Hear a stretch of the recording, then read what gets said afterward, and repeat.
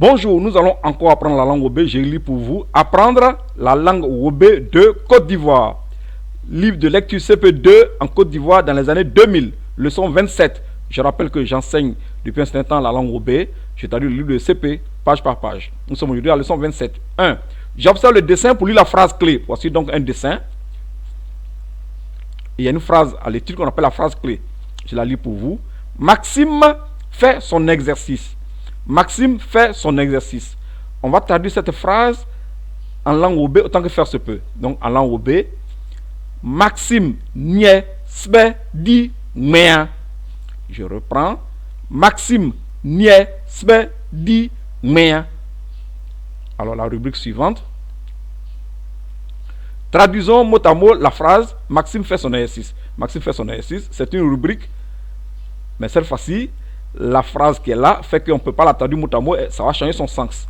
Donc on va la traduire en tenant compte du sens et non pas mot à mot. En français, Maxime fait son exercice. En langue Wobé,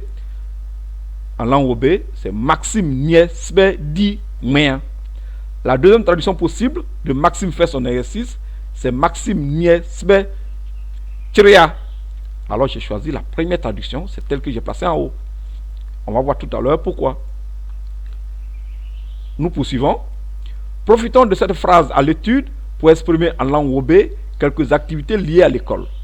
La prononciation en Wobé est en rouge. Niveau 2, leçon 27, étudier.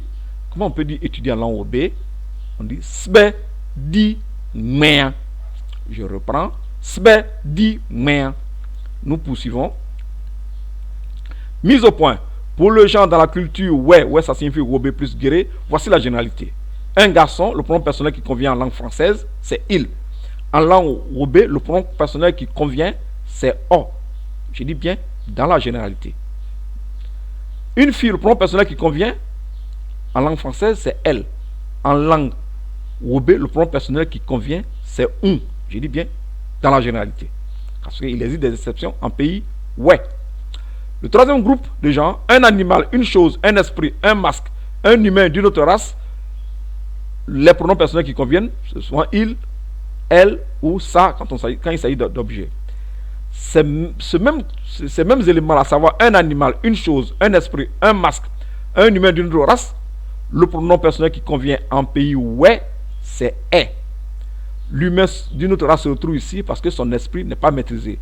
Donc là où l'esprit n'est pas maîtrisé, on dit est. Ceci étant, nous démarrons le cours du jour par la première image. Alors voici la jeune fille qui pose les questions. Voici donc une élève. Alors il faut suivre comment on pose une question à une fille et comment on pose une question à un garçon.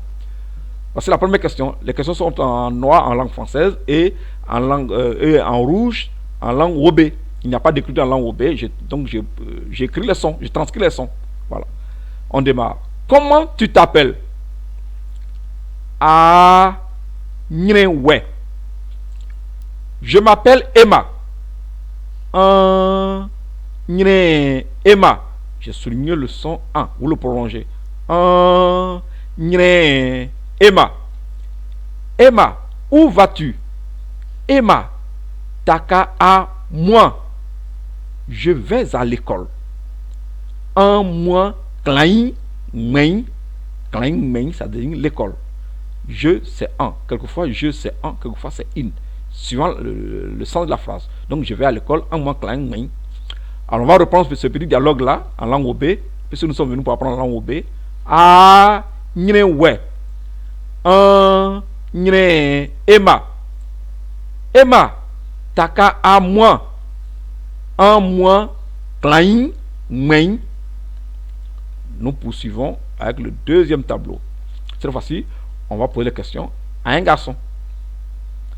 Comment tu t'appelles? Suivez bien. Excusez-moi, je change. Ouais. Je reprends, puisque je me suis trompé un peu. Ouais. Je m'appelle Luc. Luc. Luc, où vas-tu? Luc, taka un mois. Je vais à l'école. Un mois, klein, main. On va reprendre ce dialogue-là en langue OB, puisque nous sommes venus pour apprendre la langue OB. En ouais. Ouais, ça veut dire c'est comment. En ouais. En Luc. Luc. Taka en moi. En moi. Kain. Main. Nous poursuivons. Cet enfant s'appelle Paul. Paul, que fais-tu? Paul, des ininois. Je suis en train d'étudier. Di mea. Bien qu'en étudiant, on peut écrire, on peut lire, ainsi de suite. Donc, il fait son exercice. Étant donné que c'est une activité qui n'est pas connue par les Roubaix, je préfère donc Sbedi mea. Voilà, cette deuxième formule-là. Lorsqu'on étudie, on peut écrire, on peut lire, ainsi de suite. Donc, on va reprendre ce petit dialogue-là en langue Roubaix. Paul, de ininois. Di mea. Voilà, il étudie. La dernière image. Voici une jeune fille. Elle s'appelle Rose. Elle est en train d'écrire. Voici celle qui pose la question. Rose, que fais-tu? On dit en langue OB. Rose, des aninois. Je suis en train d'écrire.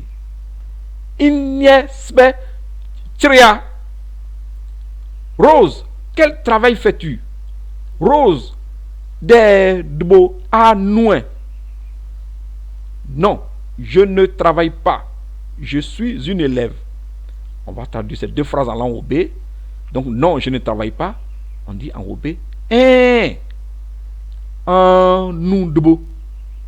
Alors, j'ai souligné un son ici. Vous le prolongez pour dire non. En nous debo. Je suis une élève. On va traduire. Que ce soit un élève ou une élève, c'est le même mot. Sans pour dire petit, du c'est enfant. Donc, je suis une élève, sans. On va reprendre ce dialogue-là en langue OB. Rose, des aninois, Rose, des dbo anouin, en nous dbo, je vous dis merci.